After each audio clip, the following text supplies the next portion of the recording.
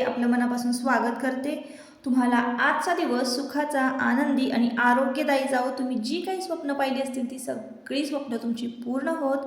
त्याचबरोबर शुभ संध्याकाळ सर्वांना। संध्याकाळची वेळ आहे आणि संध्याकाळी की नाही मस्तपैकी काहीतरी चटपटीत खावंसं वाटतं, म्हणून सुरुवातीलाच तुमच्याबरोबर एक मस्त चटपटीत अशी रेसिपी शेअर करते। तर सासूबाईंना खूप आवडणारी ही रेसिपी आहे आणि न चुकताना त्या म्हणजे ही रेसिपी ना त्या करतातच बरं का। तर आमच्याकडे आठवडी बाजार भरतो ना, त्या आठवडी बाजारातून ते मक्याची कणसं घेऊन येतात आणि मग त्याचे दाणे असे छान वेगवेगळे करायचे मक्याचे आणि मग मस्तपैकी तेल टाकून कढईमध्ये छान भाजून घ्यायचे। अगदी त्याचा आवाज असा फटफट येतो तोपर्यंत भाजून घ्यायचे, म्हणजे छान उडतात ते असे भाजायचे आणि मग त्यानंतर मीठ घालायचं, मस्तपैकी लिंबू पिळायचं त्याच्यावर आणि मग त्यानंतर ना त्यामध्ये लाल तिखट घालायचं, तुमच्याकडे जे असेल ते घाला। मी की नाही कांदा लसूण मसाला घालते आपला, जो की मी सेल करते तोच। तर आपला कांदा लसूण मसाला कुठल्या पदार्थामध्ये जात नाही असं नाही, फक्त आपल्याकडे ना कांदा लसूण मसाला जो आपला आहे ना तो आपण कशातही नॉनव्हेजमध्ये घाला, कशातही घाला। हा कांदा लसूण मसाला फक्त आपल्याकडे असेल तर मग दुसरं काहीच कुठलीच मसाले घालायची गरज नाही, कुठलेच मसाले घ्यायची गरज नाही। धना पूड नाही, जिरा पूड नाही, हे सगळं वापरण्याची गरजच नाही। जर तुम्हाला अगदीच सोप्या पद्धतीनं भाज्या आमट्या करायच्या असतील तर तुम्ही लवकरात लवकर आपल्याकडनं कांदा लसूण मसाला ऑर्डर करायचा आहे आणि एकदा तरी टेस्ट करून बघायचीच आहे। आता बघा लवकरच कांदा लसूण मसाल्याचा व्हिडिओ पडणार आहे, कारण बऱ्याच जणांनी ऑर्डर दिलेल्या आहेत आणि कांदा लसूण मसाला संपलेला आहे। तर मी फ्रेश असं तयार करणार आहे। कसं आहे, तुम्ही पण एवढं विश्वासानं, म्हणजे काही जण खरंच खूप विश्वासानं पैसे आधीच सोडून ठेवतात मला, की ताई आमचं पण म्हणजे आम्हाला पण द्या म्हणून। तर बऱ्याच जणांनी आधीच पे केलेले आहेत पैसे आणि लवकरच मी सुद्धा म्हणजे त्याच तयारीत आहे की लवकरात लवकर कांदा लसूण मसाला मिसळून मग मी तुम्हाला तो तयार करून फ्रेश असा देणार आहे। यावेळेस ना मी खूप जास्त कांदा लसूण मसाला तयार करणार आहे। ज्यांना ऑर्डर करायचा आहे त्यांनी लवकरात लवकर, मी स्क्रीनवर नंबर देते, त्या नंबरवर कॉन्टॅक्ट करायचा आहे आणि मेसेज करायचा आहे। लवकरात लवकर हळद आणि कांदा लसूण मसाला ऑर्डर करायची आहे, कारण गुढीपाडव्यानंतर खरंच सांगते मी आपल्या कांदा लसूण मसाल्याचे आणि हळद पावडरचे रेट वाढणार आहेत। आत्ता मी 700 रुपये किलोनी देते, कारण बरेच जण मला विचारतात की कांदा लसूण मसाला कसा किलो आहे। तर मला म्हणजे बघा मी 700 रुपये किलोनी देते, नंतर 780नं हा कांदा लसूण मसाला होणार आहे। कारण कांदा लसूण मसाला आता काही जणांना महाग वाटतो। आता का महाग वाटतो ना, हे मी तुम्हाला एखाद्या व्हिडिओमध्ये सांगेनच की आपला कांदा लसूण मसाला का इतका महाग आहे।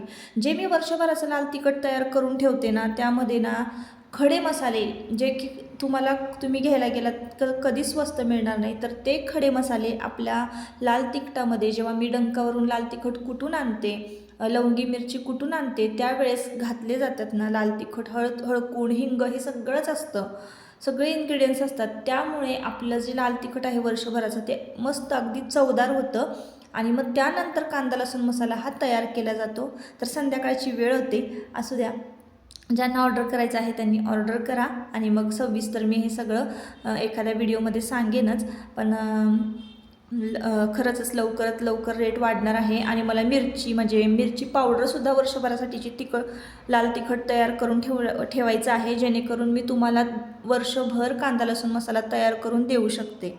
हां, तर आता ना संध्याकाळची वेळ होती आणि बघा गुढीपाडवा कॉम्बो ऑफर बंद झाल्यापासून की नाही काम नव्हतं असं नाही। आधीच मला ना पिकोफॉलच्या साड्या म्हणजे कस्टमरनी आणून टाकलेल्या होत्या की ताई आम्हाला आमच्या वेळ मिळेल तुम्हाला तेव्हा ही ऑफर किंवा तुमच्यावरचा लोड कमी होईल, बंद होईल, तेव्हा तुम्ही आम्हाला साड्या पिकोफॉल करून द्या, म्हणून साड्या येऊन पडल्या होत्या। तर त्याच बऱ्याचशा कस्टमरच्या साड्या पिकोफॉल करायच्या होत्या, त्या आज मी करून घेतल्या। आता साड्या पिकोफॉल करायला की नाही बराचसा वेळ लागतो, पण तीच प्रोसेस काय तुमच्याबरोबर शेअर करायची, म्हणून मग मी साड्या पटकन पिकोफॉल करून घेतल्या। आणि मग आता बघा जेवणं वगैरे झाली रात्रीची आणि सगळं आटपलं, सगळी कामं आटपली। आत्ता नाही रात्रीची 11, पावणे 11ची वेळ आहे। तर मी ना गिरण स्वच्छ करते।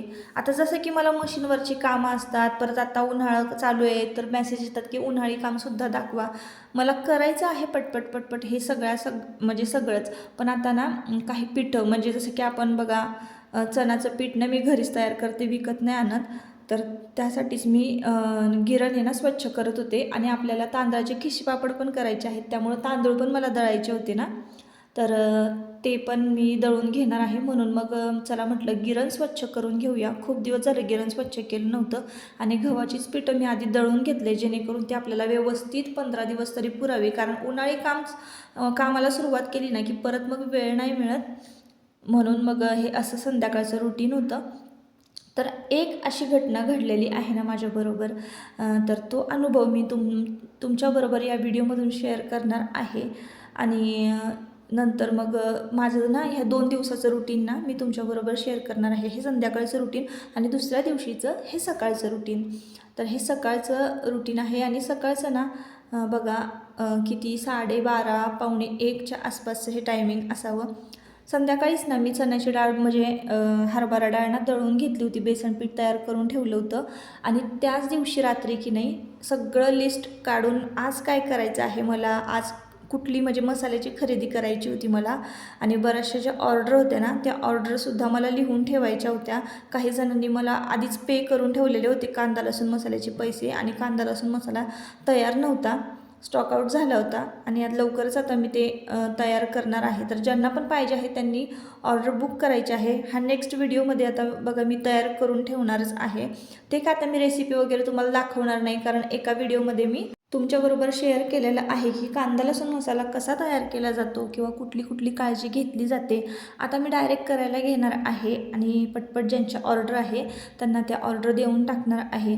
तर असो, आता ना हॉल आवरून घेते आणि तुमच्याबरोबर मस्त अशी रेसिपी शेअर करते अगदी झटपट आणि सोप्या पद्धतीनं. तर घेवड्याची आमटी आज मी करणार आहे, ओल्या घेवड्याची आमटी, जसं की आमच्या सातारी भागामध्ये केली जाते. तुमच्याकडे जर ओले घेवडे मिळत असतील तर ओल्या घेवड्याची आमटी कशी करायची अगदी सोप्या पद्धतीनं तर ते मी पुढं तुमच्याबरोबर शेअर करते. पण चला म्हटलं आधी हा पसारा आवरून घेऊया. काय होतं ना, मोठी मोठी जी कामं आहे ठरवलेली तर ती आपण सहज पूर्ण करून घेतो, पण हा जो पसारा आहे ना तो पटकन आवरणं होत नाही. आणि बऱ्याचदा काय होतं बघा, आता कटिंग वगैरे केलेलं आहे, तुकडे जे आहेत ते मी तसेच तिथं टेबलवर ठेवून दिलेले आहेत. काही पार्सल पॅक केलेली होती ना तर ते सगळं अस्ताव्यस्त पसारा, कागद सगळं लिहून घेतलेले जे ऑर्डर आहेत ते कागद सगळं तर तिथंच टेबलवर सगळा पसारा पडलेला असतो. तर तो चला म्हटलं आता आवरून घेऊया. आणि हे सगळा पसारा आवरल्याशिवाय ना घर पण आवरल्यासारखं दिसत नाही, एकदम नेटनेटकं दिसत नाही. म्हणून आहे ना सुरुवातीला मी आधी घर आवरून घेते. आज खूप उशीर झाला होता, त्याचं कारण असं की आपण बघा आता आमची कॉलनी आहे, त्या कॉलनीमध्ये ना काका आणि मावशी राहतात, त्यांना मूलबाळ नाही आहे. आणि झालं असं की आम्ही नेहमी ना देवांश आणि मी माझं जाणं येणं असं तिकडं वरच्यावर त्यांच्याकडं. तर कालच संध्याकाळी बघा सुरुवातीला मी तुमच्याबरोबर मक्याच्या दाण्यांची रेसिपी शेअर केलेली आहे. तर मक्याचे दाणे आम्ही खाऊन असंच संध्याकाळचं इव्हनिंग वॉकला गेलो होतो, म्हणजे थोडंसं चालायला गेलो होतो. आणि आम्ही नेहमी ना कुठं न जाता त्यांच्याकडंच जातो, कारण त्यांचा स्वभाव खूप छान आहे, बोलका आहे दोघांचा पण. काका पण प्रेमळ होते आणि मावशी पण प्रेमळ आहेत.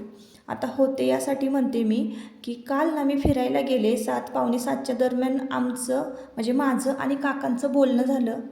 तर एका मिनटासाठी ना मला असं वाटलंही नाही की त्यांच्याबरोबर असं काही होईल किंवा असं काही घडेल. तर देवांशचे ना मी गेले तेव्हा त्यांनी इतका लाड केला ना, त्याला पैसे दिले खायला, बिस्किटचा पुडा शोधत होते घरामध्ये पण त्यांना काही सापडलं नाही. मावशी लग्नाला गेल्या होत्या एका आणि तेच एकटे घरामध्ये होते आणि शोधत होते. म्हणजे ते देवांशताना वरच्यावर असा लाड करतच असतात. आणि शेवटी माणूस आहे ना ज्याच्याकडून प्रेम मिळतं, ज्याच्याकडून आपुलकीचे शब्द मिळतात ना तिथंच माणूस जात असतो. म्हणून मी इकडं तिकडं दुसरीकडं कुठं फिरत नाही, पण जी माणसं चांगली बोलणारी आहेत आपण 5-10 मिनटासाठी का होईना पण तिकडं जातो, त्यांची भेट घेतो, काय चालले काय नाही बघतो. तर असंच मी संध्याकाळचं गेले आणि देवांशचा त्यांनी त्या दिवशी खूप लाड केला आणि मला पण म्हणाले की फोन कर गं मावशी, कुठं येते, म्हणजे कुठं आलेली आहे, लग्न झालं का, रस्त्यात आहे का. एवढं आमचं बोलणं झालं आणि त्यानंतर मग त्या मावशी आल्या घरी, त्यांचं जेवणं वगैरे झाले, सगळं झाले. आणि रात्री 11 पावणे 11च्या दरम्यान आहे ना त्या काकांना हार्ट अटॅक आला. उपचार करण्याच्या आधीच त्यांना देवाज्ञा झाली होती. आणि हे जेव्हा मला कळालं ना तेव्हा मला धक्काच बसला. विचार करा ताईंनो, तुम्ही एखाद्या व्यक्तीबरोबर बोलताय, अगदी काही थोड्या वेळापूर्वी म्हणजे थोड्या तासांपूर्वी तुमचं आणि त्यांचं बोलणं झालं आहे आणि लगेचच तुम्हाला अशी बातमी कळते, तर तुम्हाला कसं वाटेल? तर मला एकदमच असा धक्काच बसला की असं कसं होऊ शकतं. कारण मी जेव्हा त्यांच्याबरोबर बोलले ना, अगदी मला तर वाटतंय 3-4 तासांचाच फरक असावा त्यांच्या माझ्या बोलणं म्हणजे झालं आणि त्यानंतर त्यांना असं झालं. म्हणजे त्यांना तसं म्हणजे माझ्या चेहऱ्यावर त्यांच्या काहीच जाणवलंच नव्हतं बरं का, की त्यांना त्यांच्या चेहऱ्यावर जरासुद्धा थकवा दिसत नव्हता, जरासुद्धा म्हणजे असं वाटत नव्हतं की ते आजारी आहेत किंवा काय, अजिबात नाही. आणि असं कळलं ना, मला धक्काच बसला. आणि मग सकाळी म्हणजे आज सकाळी का नाही, मी उठल्या आम्ही सगळे तिकडंच गेलो होतो आणि मग त्यांना म्हणजे त्यांचा अंत्यविधी होता, तिथंच गेलो होतो आणि तिथनं यायला मला उशीर झाला आणि मुलांचे पण डबे होते, म्हणजे डबल स्वयंपाक झाला मला. आता ही जी रेसिपी मी करते ना, ती तुमच्याबरोबर शेअर करते. तर काळे घेवडे मी तुम्हाला आधी दाखवले सुरुवातीला, ते उकळवून घेतलेले आहेत छान, म्हणजे त्याचं काळं पाणी निघतं म्हणून ते ना 70 ते 80% शिजवून घ्यावे लागतात आपल्याला ओले घेवडे. आणि आता कढईमध्ये तेल ओतलं, थोडंसं पाणी सुरुवातीला मी गरम करून एका पातेल्यामध्ये काढून घेतलं, त्याच कढईमध्ये तेल ओतलं, बारीक चिचलेलं लसूण 10 ते 12 पाकळ्या मी तेलामध्ये फोडणीला घातलेल्या आहे. त्यामध्ये आपला कांदा लसूण मसाला, हळद पावडर घातलेली आहे आणि त्यानंतर टोमॅटोची प्युरी घातलेली आहे. टोमॅटोची प्युरी बघा किती छान म्हणजे भाजून घ्यायची तेल सुटेपर्यंत. आणि त्यानंतर मग त्यामध्ये ना थोडंसं ज्वारीचं पीठ घालायचं आहे. म्हणजे आत्ता बघा मी ज्वारीचं पीठ घातलं आणि ते पीठसुद्धा आपल्याला छान भाजून घ्यायचं. तुम्हाला तेल सुटताना दिसत असेल टोमॅटोच्या प्युरीला. टोमॅटोची प्युरी जी आपण भाज्यांमध्ये घालतो ना, अगदी तेल सुटेपर्यंत भाजून घ्यायची आणि मगच आपल्याला पुढची प्रोसेस करायची. म्हणजे कालवणं, भाज्या, आमट्या अगदी चवदार होतात. तर आत्ता की नाही मस्तपैकी शिजवलेले घेवडे ना मी या फोडणीमध्ये परतून घेतलेले आहे. आपण ज्वारीचं पीठ जर घातलं ना घट्टपणा येण्यासाठी आमटीला, तर ते सुद्धा छान भाजून घ्यायचं, तरच कालवणाला किंवा आमट्यांना चव येते बरं का. आणि आता की नाही गरम म्हणजे कोमट केलेलं पाणी ना ते घातलं होतं आणि छान उकळवून घेतले. आता नंतर तुम्हाला जर आमटी पातळ वाटत असेल पीठ घातल्यानंतरसुद्धा, तर शेंगदाण्याचा कूट थोडासा वरून घालायचा आहे, म्हणजे छान आमटीला दाटसरपणा येतो आणि आमटीला बघा तवंगसुद्धा किती छान आलेला आहे. तर अशा पद्धतीनं तुम्ही घेवड्याची आमटी जर केली ना, एकदम उत्तम मस्त चविष्ट होते बरं का. आणि तुम्हाला मी सुरुवातीला सांगितलं की अशी घटना घडलेली आहे.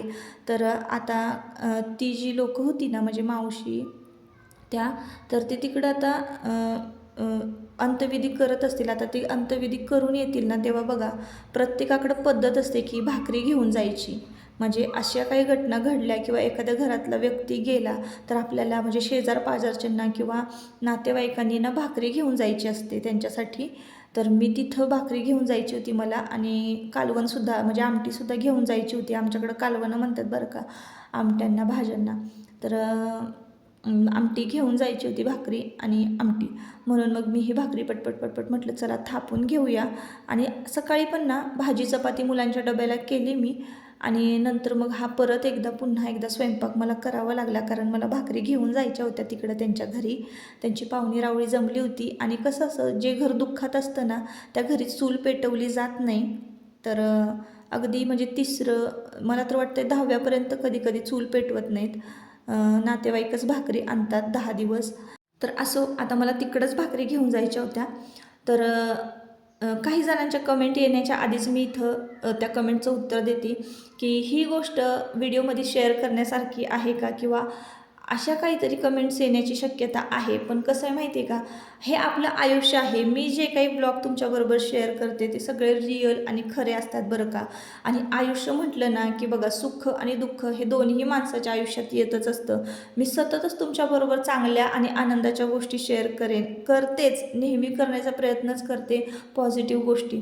पण काही असे प्रसंगसुद्धा आपल्या आयुष्यामध्ये येतात आणि ते सुद्धा मला तुमच्याबरोबर शेअर करावेसे वाटले.